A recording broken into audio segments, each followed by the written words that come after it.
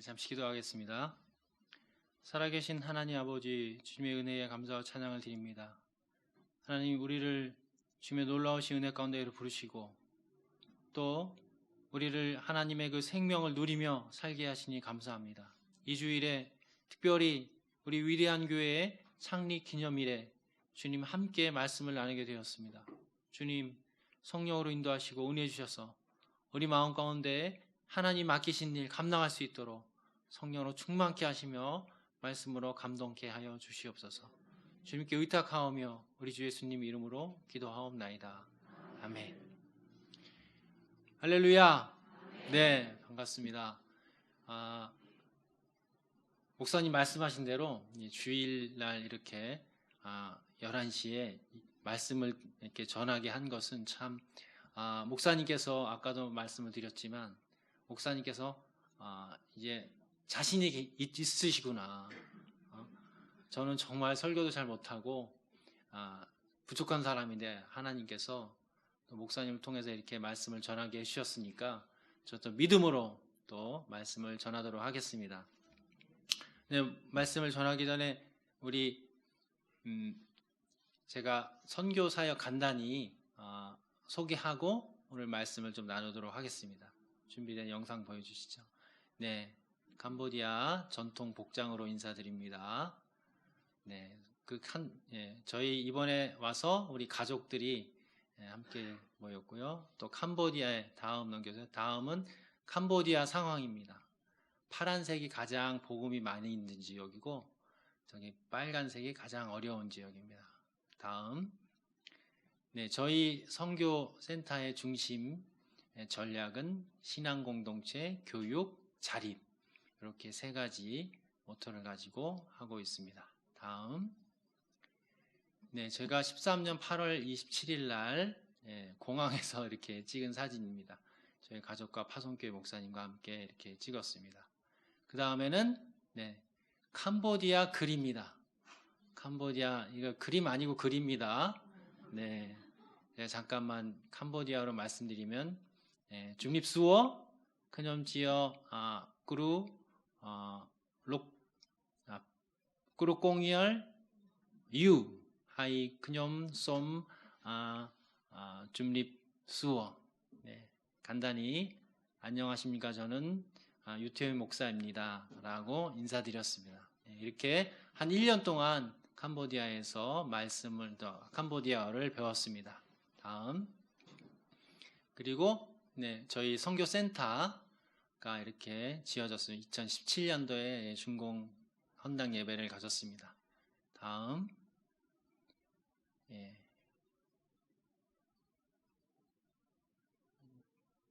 여기 위에서 본 가운데 센터의 모습입니다. 그 다음, 그래서 지역 교회가 또 있습니다. 지역 교회에 이렇게 꺽정이라는 지역에 교회와 유치원 건물이 이렇게 있습니다. 다음, 여기는 이제 교회 내부 모습입니다. 그 다음, 그리고 이거는 유치원 교육하고 있는 모습입니다. 다음, 이건 유치원 교사교육을 따로 이렇게 하고 있습니다. 그 다음에 센터 바로 앞에 있는 스퉁아오 지역의 교회인데 처음에 있던 모습이고요. 그래서 제가 이게 교회 짓기 전의 모습이었는데, 요거 교회 짓기 전의 모습이고요. 그래서 제가 가서 이제 교회를 새로 이렇게 후원하는 교회에서 이렇게 교회를 잘 지었습니다. 다음, 쭉 넘겨주세요. 교회 행사하는 모습이고요. 교회 마당에서 식사하고, 그다음에 유치원 건물도 또 이렇게 그 다음에 준비해서 지었습니다. 그다음에 저희가 또 양계 사역도 합니다. 양계장 짓는 모습이고요. 이렇게 양계장을 잘 지어서 병아리를 받아서 우리 양계장 사역자가 함께 이렇게 사역하고 있습니다. 이게 관리하는 모습. 이게 추가로 지은 거. 요거는 계란 포장지입니다. 그래서 계란을 이렇게 나오는 대로 할 수 있는 대로 이렇게 해서 자립하는 데 이렇게 조금 쓰고 있습니다. 다음, 그리고 코로나를 여러분 이제 우리도 함께 이 사진은 저희가 2020년 초에 그 캄보디아 앞바다에 그 굉장히 큰 여객선 크루즈인데 각 나라에서 이렇게 받아들이지 않으려고 그랬어요. 코로나 때문에. 근데 캄보디아, 저희가 있는 시아누쿠빌 캄보디아에서 받아들여서 이렇게 시아누쿠빌 그 항에 도착하는 모습이었어요. 초기에. 예, 멋모르고 이렇게 받았죠. 네, 그때는 초기였으면. 그 다음. 그래서 초기에 저도 이렇게 마스크 쓰고 이렇게 애들과 함께 이렇게 예배하는 모습이었어요. 그렇게 지냈습니다. 초기 중반쯤에. 그 다음. 그러다가 예배를 못하게 됐어요. 그래서 요거는, 네, 각 지역의 가정마다 돌아다니면서 이렇게 구호품 이렇게 나눠주고 이렇게 전도하는 모습이고, 저거는 각 지역마다 우리나라처럼 이렇게 다니는 게 아니에요. 지역마다 이렇게 차량을 세우고 검문하면서 격리를 시켜서 코로나가 전파되지 못하도록 저렇게 관리하고 있습니다. 타이트하게. 다음.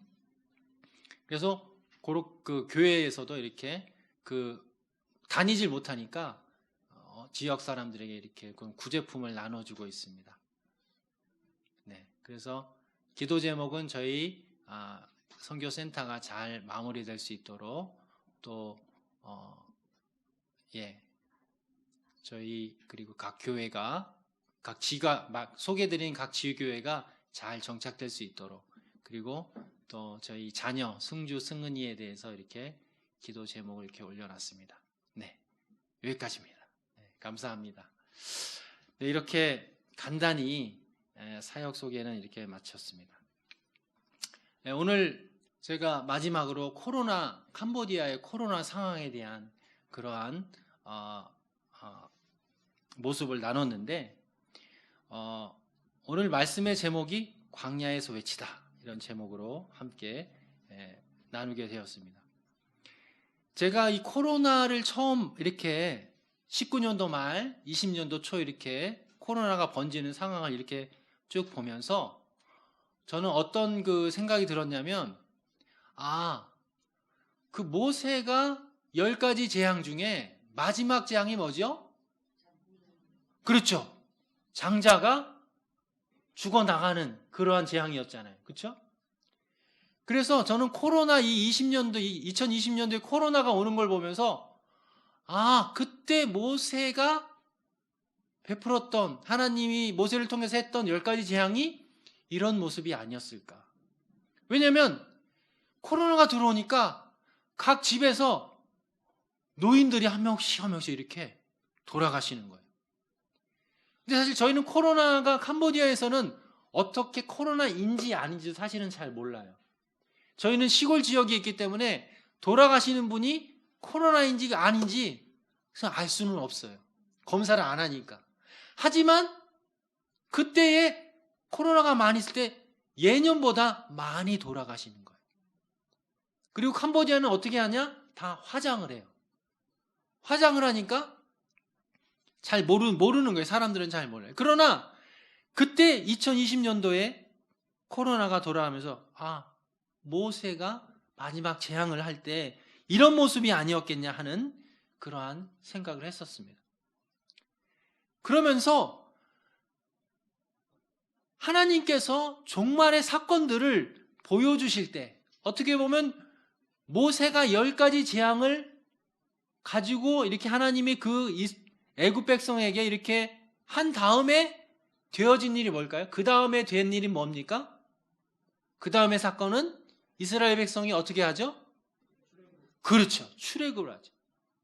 10가지 재앙이 있었기 때문에 그 다음에 오는 시대는 출애굽 시대가 오게 된 것입니다.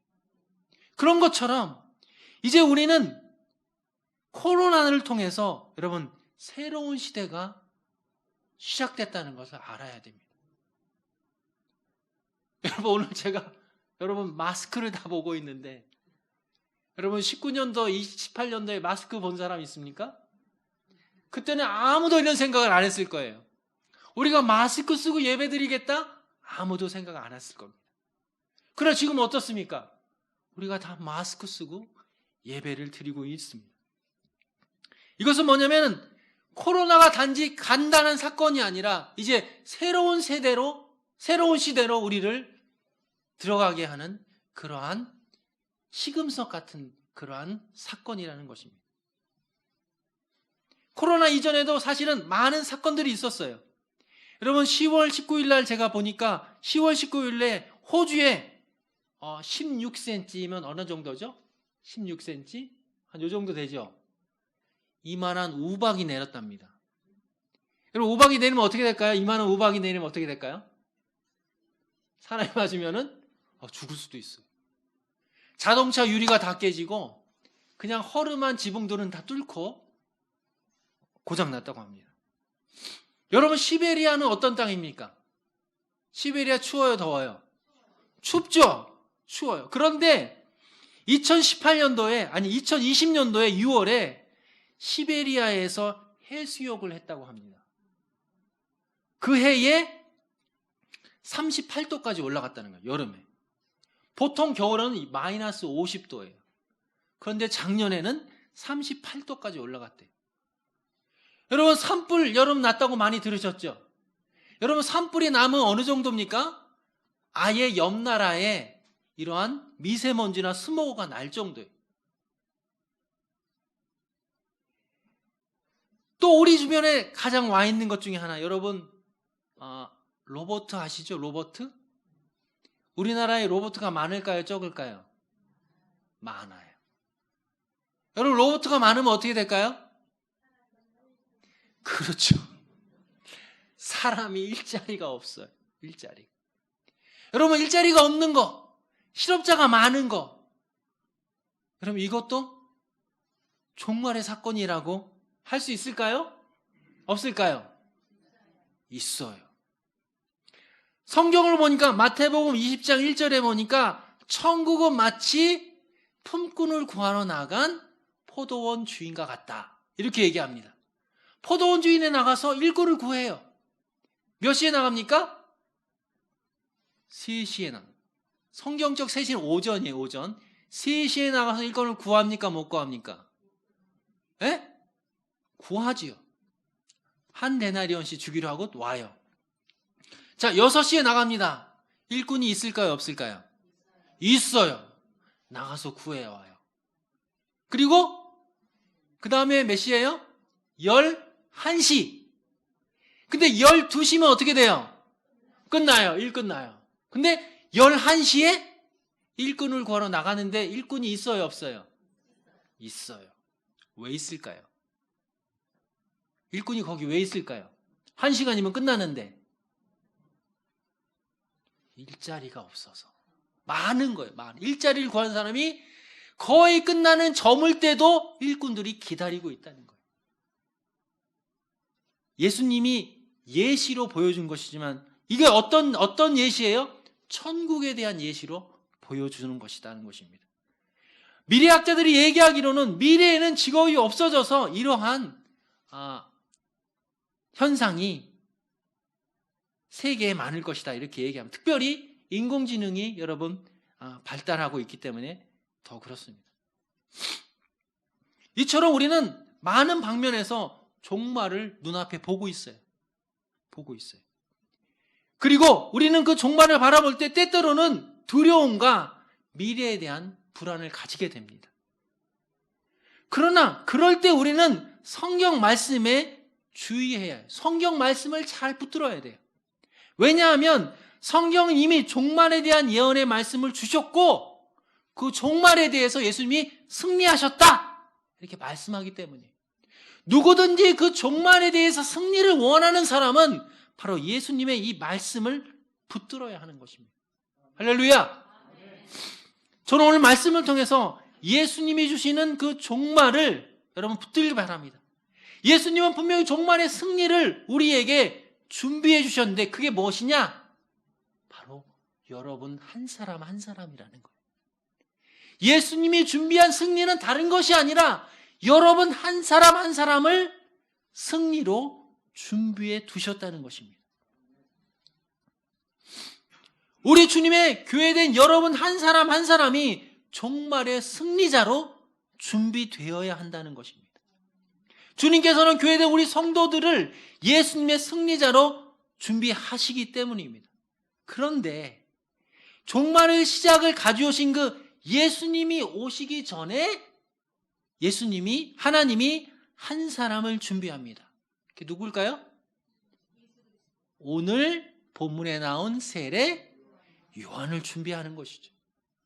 예수님, 이 세상을 구원하시는 예수님이 오기 전에 하나님께서 한 사람, 많은 사람이냐? 한 사람을 준비했다는 거예요. 누구예요? 그게 바로 세례 요한이라는 것이죠. 이 말씀을 통해서 종말에도 두려워하지 않을 방법, 그것은 무엇이냐? 오늘 우리가 7절까지 읽었는데 6절을 한번 읽어봐. 6절을 우리가 한번 읽어보겠습니다. 6절을 한번 읽어보겠습니다. 누가복음 3장 6절 시작.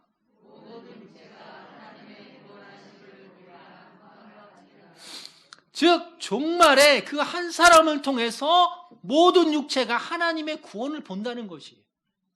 여러분 한 사람 한 사람을 통해서 하나님의 구원이 드러나야 한다는 것이죠.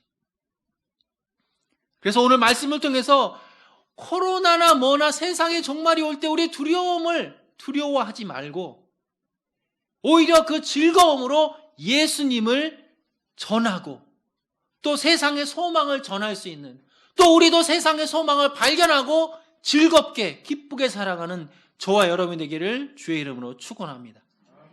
첫 번째, 종말의 성도는 광야에서 말씀을 외치는 사람입니다.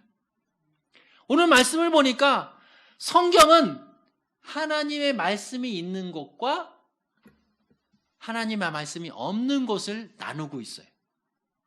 그런데 하나님의 말씀이 없는 것을 보니까 어떻게 소개하느냐? 디베료 황제가 있었다. 디베료 황제. 여러분, 디베료 황제가 누구예요? 디베료 황제가 누굽니까? 어느 나라 황제예요? 로마 황제죠. 로마. 하나님이 없는 곳에 보니까 로마 황제가 그 세상을 붙잡고 있다는 거예요. 여러분, 세상에 하나님이 있습니까? 없습니까? 요한의 말씀을 보니까 세상에는 하나님이 없다고 말을 해요. 세상에는 하나님이 없고 오히려 하늘을 향해 하늘의 하나님을 우리가 바라봐야 한다고 하는데, 오늘 세상을 바라보니까 디베료 황제가 세상을 잡고 있어요.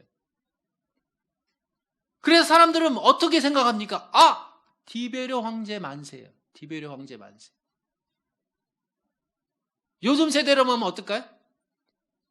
미국이 좀 가라앉긴 했지만 미국을 잡아야 돼. 중국을 잡아야 돼. 중국이 커. 그건 아니라는 것이죠. 우리가 세상을 향해서 바라보게 될 때, 세상의 어떤 권력이나 세상의 어떤 믿은 것을 받아보게 될 때, 여러분, 우리는 하나님을 놓치게 되는 것이. 우리는 세상의 소망이 가지고 있는 것에서 나와야 합니다. 세상 사람들이 바라보고 있는 것에서 나와야 해요. 세상 사람들이 뭘 바라보고 있어요? 우리도 조금 좋아하는 거. 돈. 혹은 땅. 혹은 건물주. 응? 물론 우리가 필요한 것이 있죠.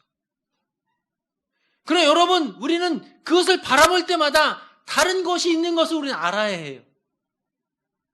세상에서 바라보는 것이 우리를 구원하지 못한다는 사실을 우리는 늘 염두에 두어야 합니다.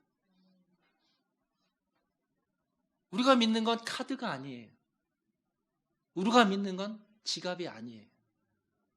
이것은 하나님이 우리에게 쓰시라고 주신 것이지, 이것이 우리 믿을 게 아니라는 것이죠. 우리의 믿을 것은 무엇입니까? 바로 우리를 구원해 주신 예수 그리스도의 말씀을 믿고 천국의 소망을 가지고 사는 것이 우리의 믿음이라는 것이죠. 또 소개하는 것이 있죠. 분봉왕이 3명이 나와요. 누굽니까? 헤롯, 빌립, 루사니아. 이 사람들의 특징이 뭐냐?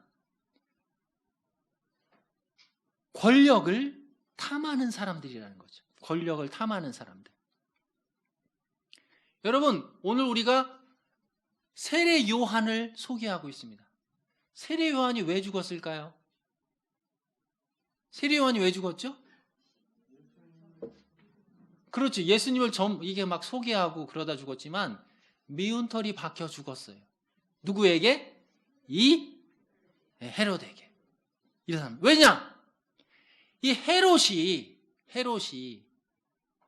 유대인이 아니에요. 헤롯의 혈통을 봐보면 이 사람은 이둠의 사람. 이둠의가 뭐냐? 에돔 사람. 에돔 사람이에요. 자, 에돔 사람이 이스라엘에서 왕이 되면 유대인들이 좋아할까요? 싫어할까요? 싫어하죠. 그래서 이 사람이 술을 써요. 누구냐? 유대인의 부인을 얻으려고 해요. 그게 누구예요? 형수. 그러니까 세례 요한이 어떻게 합니까? 이런 하면서 막 비판하죠. 그러면서 말씀으로 비판하는 거예요. 근데 이 사람은 어떻게 합니까? 비판하니까 어떻게 해요? 네. 살로메, 여러분 유명한 살로메라는 이름 아시죠? 네. 그 조카뻘이에요. 조카뻘. 살로메가 뭐 어떤 행사에서 환심을 사가지고 요한의 목을 선물로 주십시오. 이래서 죽는 거예요.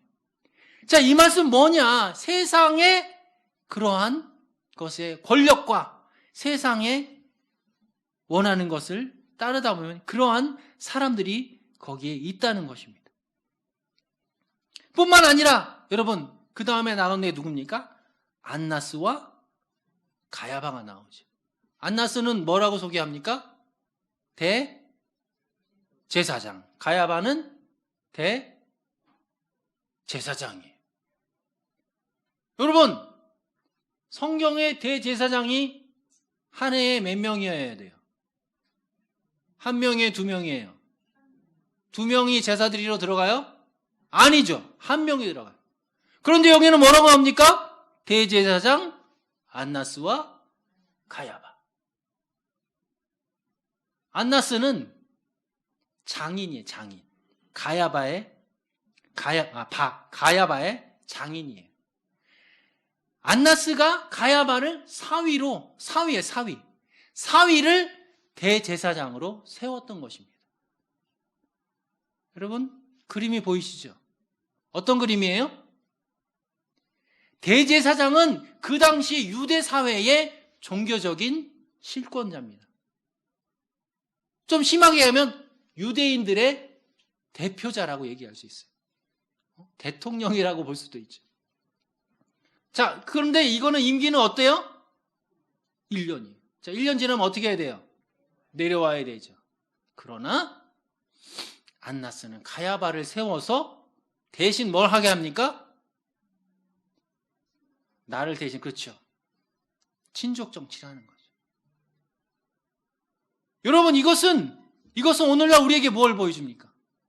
종교적 타락을 보여주는 것이. 대제사장은 유대인의 이것뿐만 아니라 하나님을 섬기는 그런 위치에 있는 그런 사람의 행태가 어떻다는 걸 보여주는 것입니다.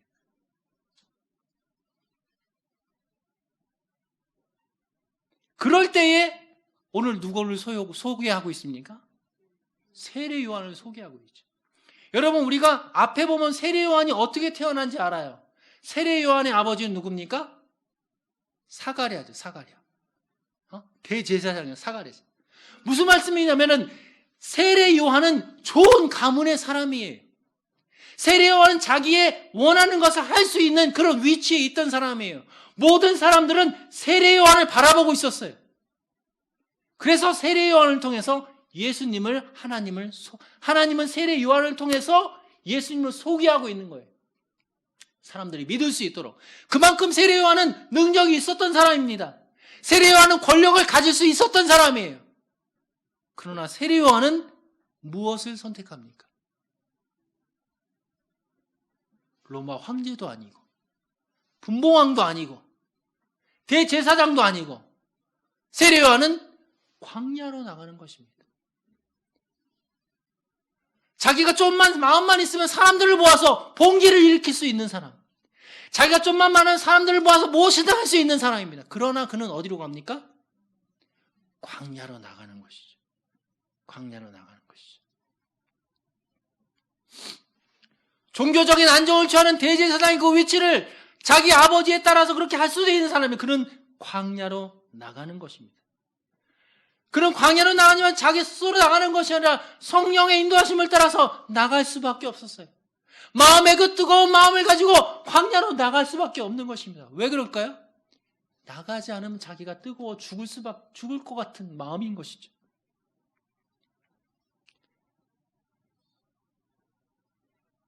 그래서 요한과 예수님은 당시의 종교적 교만함을 경고하고 있습니다. 그래서 종교를 향해서 뭐라고 하니까 사람들을 향해서 이 독사의 자식들아 라고 말하고 있습니다.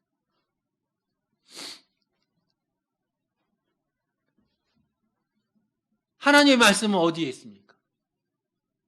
하나님의 말씀은 헤로데게 있지 않습니다. 하나님의 말씀은 디베르 황제에게도 있는 것이 아닙니다.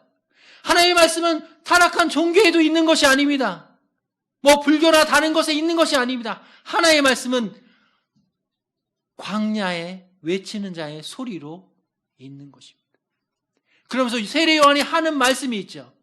세례 요한이 누구의 말씀을 인용합니까? 오늘 말씀에 이사야죠. 이사야. 세례 요한은 하나님의 말씀을 알고 있었어요. 하나님 말씀의 이사야를 통해서 광야에서 외치는 자의 소리가 있다고 그 말씀을 듣고 그는 광야에 나가서 그 하나님의 말씀을 외치고 있는 것입니다. 그러면서 뭐라고 합니까? 주의 길을 준비할 것이다. 그런데 준비하는 것에 패턴이 있어요. 그건 뭡니까? 골짜기가 메워지고 모든 산과 작은 산이 낮아지고 굽은 것은 어떻게 돼요? 고다지고 험한 길은 평탄하게 될 것이다. 하나님의 말씀을 통해서 그 높아진 디베르 황제든지 그 높아진 권력을 향하는 분봉왕이든지 하나님께서 모든 것을 하나님이 평탄케 하고 굽은 것은 바르게 하겠다고 하는 것입니다. 그런데 이런 말씀을 외치는 것은 여러분 어떻게 가능한 것입니까? 어떻게 가능한 거죠? 그것은 광야로 나가는 것이죠. 광야로 나가지 않으면 도저히 시끄럽고 세속에 닿는 이 세계에서 우리가 하나님의 말씀을 들을 수가 없는 것입니다. 세례 요한은 세상의 힘을 탐하지 않고 하나님의 말씀을 선택했습니다. 자신이 모든 권리를 할 수 있는 것을 선택하지 않고 하나님의 말씀을 선택했습니다. 그리고 성경은 그러한 세례 요한을 지지하고 세례 요한을 통해서 예수 그리스도의 오심을 준비하게 되는 것이죠. 여러분, 새로운 세대에 들어가고 싶습니까? 하나님이 원하시는 그 새로운 세대, 코로나 이후에 그런 새로운 세대에 들어가고자 하십니까? 그래서 우리는 광야로 나가야 합니다. 여러분의 광야에 나가야 합니다. 그런데 여러분, 광야는 어떻습니까? 광야에 뭐가 살든가요? 광야에 뭐 화려한 헬스클럽이 있든가요? 광야에 카페가 좀 많습니까? 광야에 뭐가 있어요? 아무것도 없어요. 무엇을 말하는 것입니까? 광야에 나간다는 것은 여러분, 우리가 하나님에게만 소망을 가지고 나가야 한다는 것입니다. 저기 그냥 갈대밭에 나가라는 얘기가 아니잖아요. 이 가을에 좋은 갈대밭에 나가라 그런 얘기가 아닙니다. 광야에 나가라는 것은 자기가 의지하는 모든 것을 끌어버리고 하나님께만 의지하고 나가라는 것입니다. 여기서 우리는 스스로에게 질문을 해야 하는 것이죠. 나는 하나님을 의지하고 있는가? 나는 내 카드를 의지하는가? 나는 내 건물을 의지하는가? 나는 내 땅을 의지하는가? 아니, 나는 하나님을 의지하는가? 그것을 물어보고 싶은 거예요. 이 코로나 위에 새로 오는 그 시대에 하나님 물어보고 싶은 것입니까? 너는 나를 신뢰하는가? 그걸 물어보는 것이. 여러분, 오랜만에 이렇게 모이셨잖아요. 긴 기간 동안에 모이셨어요. 어떤 분은 뭐 너무 비대면에 익숙해서 못 나오시는 분들도 있고, 뭐 바빠서 못 나오는 분도 있습니다. 그래, 여러분, 새로운 시대를 시작하고 이때에 하나님이 물어보시는 거지. 너는 나를 의지하는가?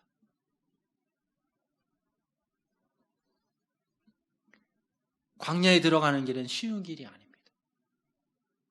하나님을 의지하는 것은 쉬운 길이 아니에요. 제가 직장 생활을 한 10년 했었거든요. 직장 생활 10년 했었는데 처음에 신학교에 들어가서 이제 전도사 생활을 하는 그 첫 해에 보니까 연봉이 10분의 1이더라고요. 10분의 1. 그러나 그 길을 들어갈 때에 하나님만 바라보고 지날 수밖에 없더라고요. 그 신학교의 그 과정을 지나는데 하나님을 바라보고 지나갈 수밖에 없어요. 근데 그 지나가는 것을 보니까 하나님만 붙들고 지나가는 사람들이 결국 하나님의 말씀을 받게 되는 모습을 많이 보았습니다. 그래서 저는 오늘 여러분에게 광야를 추천드립니다. 코로나 이후에 새로운 세대에 들어갈 여러분들에게 세상이 아니라 누가 사람이 보장하는 어떤 것이 아니라 여러분에게 광야를 추천합니다. 왜 추천하느냐? 제가 추천해도 안 가실 분들이 있는 걸 제가 알기 때문입니다. 그러나 이 추천으로 들어가신 분에게 하나님의 말씀이 임할 줄로 믿습니다. 하나님이 그 사람에게 하나님의 말씀을 부어주실 줄로 믿습니다. 그 말씀을 통해서 여러분들이 이 종말의 때에 하나님의 위대한 나라를 선포하는 은혜의 성도 되기를 간절히 축원합니다. 두 번째, 종말의 성도는 회개의 열매를 외치는 사람입니다. 세례 요한이 보니까 이 사람 말이 험해요. 말이 험해. 뭐라고 하죠? 독사의 자식들아. 이 독사의 자식들아. 이게 좋은 말일까요? 나쁜 말일까요? 나쁜 말이죠. 얼마나 나쁜 말일까요? 아주 나쁜 말이에요. 아주 나쁜 말이에요. 입이 좀 걸어요. 세례 요한이. 광야에 있다 보니까. 그런 것 같아. 제 생각에. 그런데 이상한 것은 이렇게 험하게 얘기함에도 불구하고 사람들이 와요, 안 와요? 온단 말이에요. 머리를 막 디밀고 와요. 머리를 디밀고. 머리 들면 세례 좀 주세요. 세례 좀. 나 세례 받고 싶어요. 이 독사의 자식들아. 그런데 세례 좀 주세요. 이러는 것입니다. 사람들이 왜 그럴까요? 조근조근 막 위로의 말도 하는 것도 아니고, 아이고 힘들지 이렇게 얘기하는 것도 아닌데 이 독사의 자식들아. 그런데 왜 나오는 걸까요? 사람들이 세례 요한에게 하나님의 말씀이 나오는 것을 알기 때문입니다. 그 말씀으로부터 하나님의 뜻이 임하는 걸 알기 때문에 그 사람들이 나오는 것이. 그런데 그 외치는 내용이 뭐냐? 회개라는 것이에요. 회개. 회개를 외치는 거예요. 종말에 있어야 될 메시지는 뭡니까? 종말에 우리가 해야 될 일은 뭡니까? 그것은 회개예요. 회개. 회개. 성경은 하나님을 벗어난 세상을 향해서 늘 회개를 요청합니다. 왜 그럴까요? 회개가 없이는 구원이 없기 때문이에요.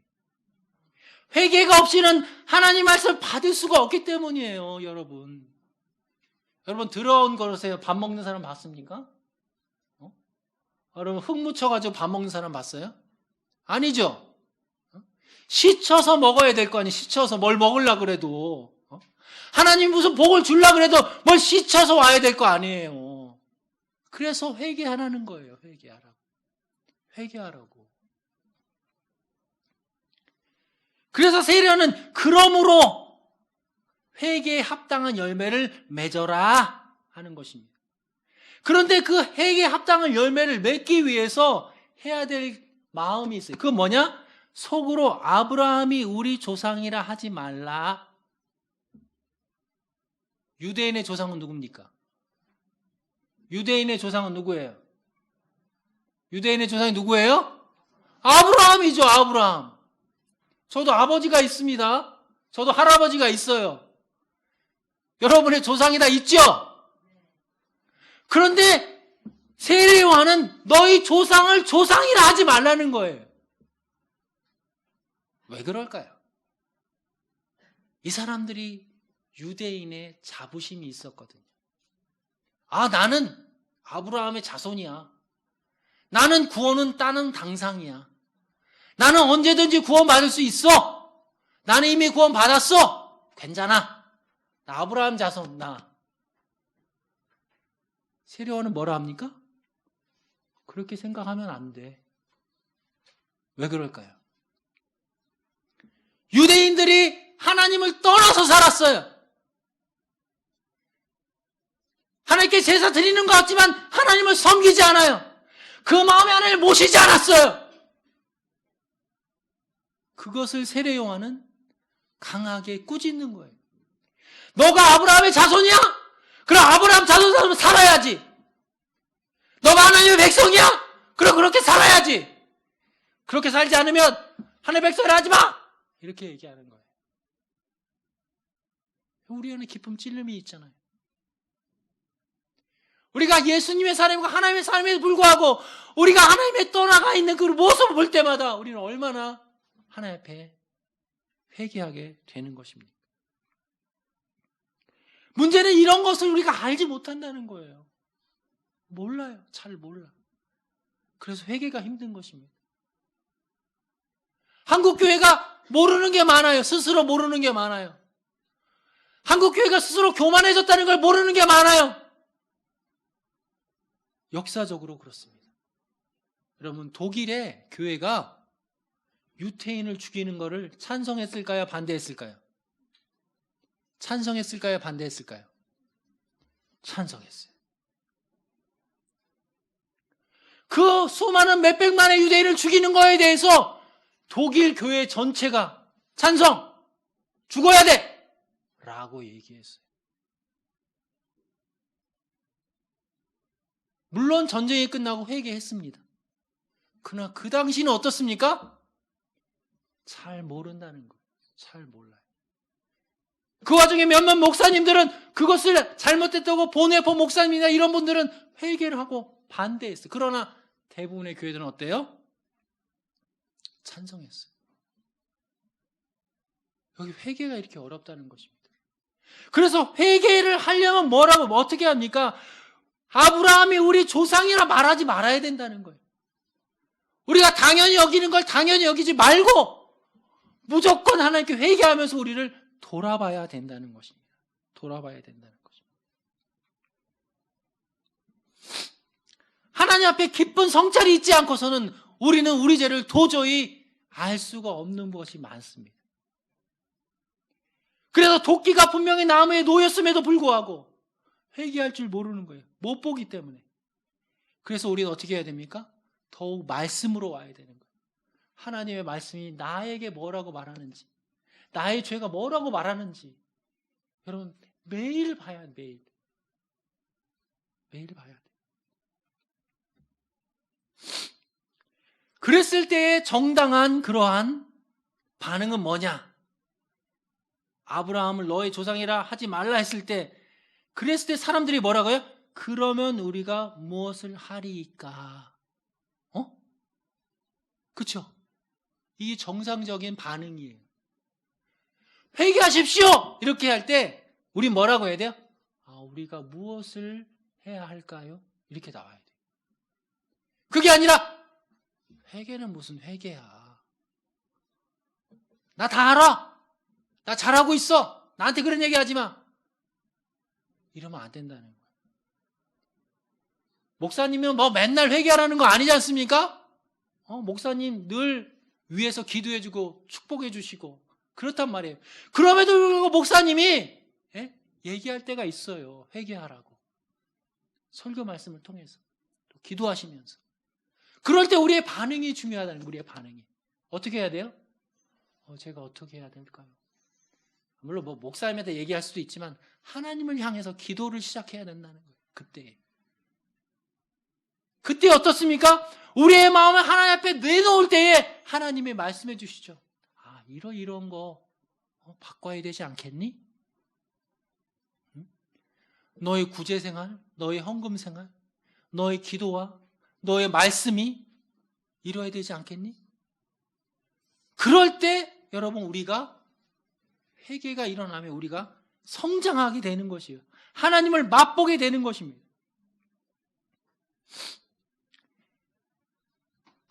그래서 우리가 더 세례요한을 바라봐야 할 것은 세례요한의 회개의 그러한 요청이 구체적이라는 거예요.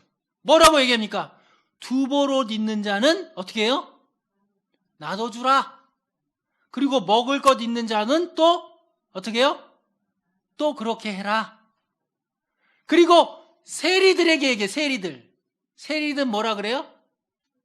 부과한 것 외에는 거두지 말라. 그거 무슨 말이에요? 세리는 어떻게 하고 있다는 거예요? 부과한 것 외에 거두고 있다는 거죠. 그런데 문제는 뭐예요? 이게 죄라는 걸 모르는 거예요. 아이고 당연히 뭐 나뿐만이야? 나 앞에 사람에도 많이 거뒀어.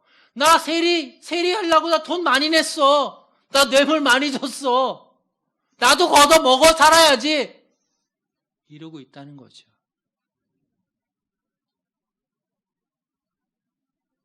여러분 이때만 이랬댔습니까? 여러분도 다 아시죠? 우리 사회에 얼마나 부패한 게 많은 것인지. 그런데 중요한 것은 세례요한은 그 하나하나를 지적하고 있다는 것입니다. 무슨 말이에요? 세례요한은 회개를 구체적으로 하고 있다는 것이죠. 세례요한이 이미 회개한 것이에요. 자기도 하나님 앞에 회개하면서 지금 회개를 외치고 있는 거예요. 무슨 말입니까? 회개를 외치려면 내가 회개를 해야 된다는 거죠. 내가 아는 만큼 가르치지 않겠어요? 그렇죠? 부모가 아는 만큼 가르치지 않겠어요? 그렇죠? 우리가 세상을 향해서 회개와 복음을 외치려면 우리 자신을 회개해야 된다는 거예요. 우리 자신이 회개하고 그 회개대로 말하고 복음을 전하는 것이죠. 내가 내 남편에게 회개하고 내가 내 아내에게 회개하고 전도하는 거죠. 이렇게 조언도 해주고 예수 믿으면 우리가 잘할 수 있어. 그게 회개고 복음 전하는 거죠.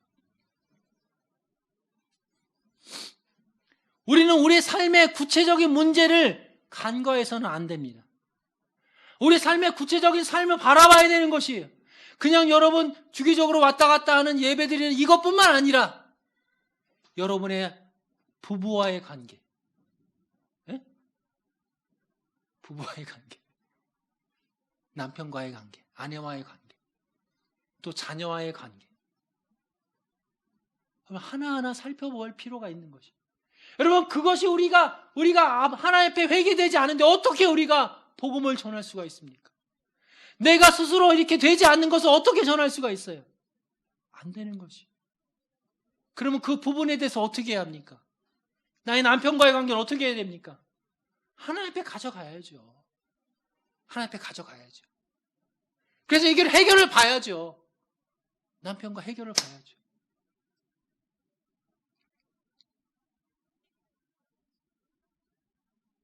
제가 회사 다닐 때 또 잠깐 얘기해요. 회사 다닐 때 그 초년병 시절에 한 회사 다니고 한 10년 정도 다닌 것 같은데 한 3, 4년 됐을 때 멋 모를 때 이제 출장을 한번 가게 됐어요. 출장 가면 회사에서 뭐 줍니까? 출장비 주죠. 출장비 줘요.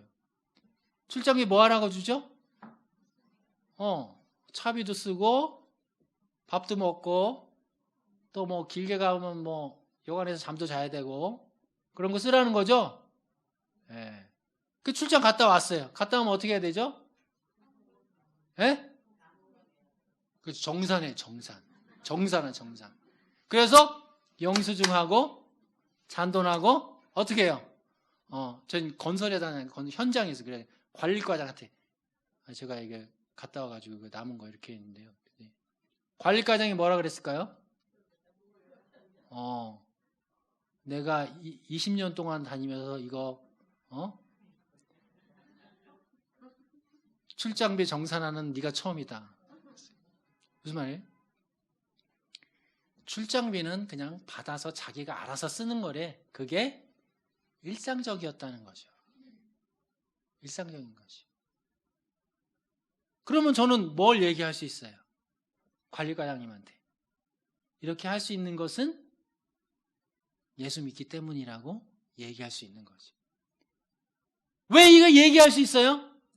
나의 도덕적 기준이 세상과는 다른 게 있기 때문이에요. 내가 보여줄 뭔가 다른 게 있는 것이에요. 뭔가 다른 것은 누구로부터 온 것입니까? 바로 예수님으로부터, 성경으로부터 온 것이에요. 그것을 소개해 줄 수 있는 것이에요. 어떨 때? 회개가 되었을 때. 회개라는 건 뭡니까? 방향을 바꾸는 거예요. 세상을 향해 있던 마음이 하나님께로 마음이 바뀌는 거. 이게 회개예요. 회개. 그래서 세상 사람들이 방향이 바뀐 거 보면 어때요? 너 왜 바뀌었니? 너는 왜 다르니? 물어보죠. 그래서 어떻게 그래? 예수님? 예수님. 이게 회개와 전도의 자연스러운 그러한 순환 사이클입니다. 우리는 구체적으로 회개해야 합니다. 환난 가운데 종말이 있는 세상에 회개를 선포하고 예수님의 복음을 전하는 그런 사람이 되어야 됩니다. 어떻게 할 때요? 뭐 할 때요? 회개할 때. 회개할 때. 오늘 우리는 종말에 우리가 어떻게 세상을 준비할 것인가 말씀을 나눴습니다. 우리는 종말을 두려워하지 말고 즐거운 마음으로 하나님을 종말을 살아갈 것입니다. 어떻게 할까요? 먼저는 광야로 나가야 합니다. 광야로 나가야 합니다. 우리 마음에 어떤 것이라도 하나님 아닌 것이 우리 마음에 들어와 있다면 우리는 광야로 나가야 돼요. 광야로 나가는 것은 저기 갈대로 나가라는 말이 아니죠. 무엇입니까? 하나님만 의지할 수 있는 곳으로 나가라는 것입니다. 우리는 또 회개해야 한다는 거예요. 회개해야 한다. 회개를 통해서 우리 삶뿐만 아니라 이 세상을 향해서 우리가 복음을 전할 수 있기 때문입니다. 그러나 그것은 매우 어려운 일입니다. 광야로 나간다는 것은 매우 어려운 일입니다. 저는 한 사람의 선교사님의 죽음을 소개함으로 마무리하고 싶습니다. 세상에 어떤 부고도 나와 있지 않고 어떤 국가장도 아니고 어떤 교회장도 아닌 어떤 한 분의 죽으심을 소개하고 싶습니다. 이분은 대학 시절과 사회에 열심히 신앙생활을 하다가 40살에 하나님을 부르심을 깨달았어요. 그래서 10년간 인도에서 사역을 했습니다. 그러다가 인도의 사역이 어려워져서 태국으로 선교지를 바꾸려고 했어요. 그래서 한국에 와서 준비를 했어요. 나라를 바꾸기 때문에 준비를 했는데 2번 수술을 받았어요. 준비하다가 안 좋은 걸 수술을 받았어요. 그래서 태국 출국을 준비하던 중에 수술한 후에 이분이 백신을 맞았어요. 백신을 2번째 백신을 맞고 부족해서 돌아가셨어요.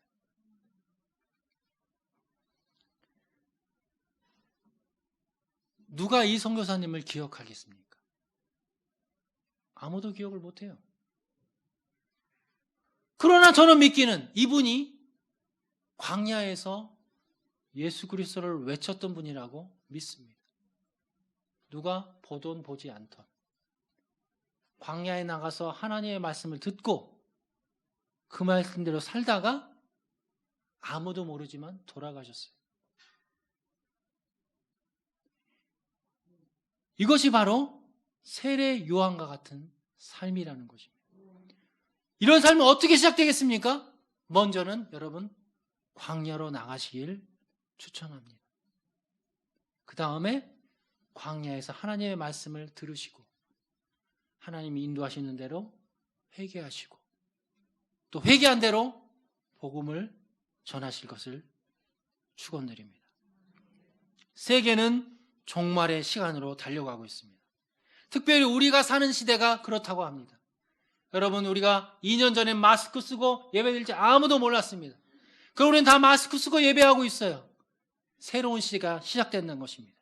이러한 새로운 시대를 우리가 어떻게 새로운 시대를 들어가겠습니까? 저는 오늘 광야로 나가기를 추천했습니다. 저는 여러분들이 광야를 찾아가는 성도가 되기 바랍니다. 회개를 외치는 성도가 되기를 바랍니다. 그래서 비록 우리가 아무도 모르게 돌아가신 김성교사님이 있지만은 그분이 세상을 향해서 또 제가 대변해서 종말을 외치듯이 저와 여러분이 세례 요한과 같은 삶을 살기를 주의 이름으로 축원합니다.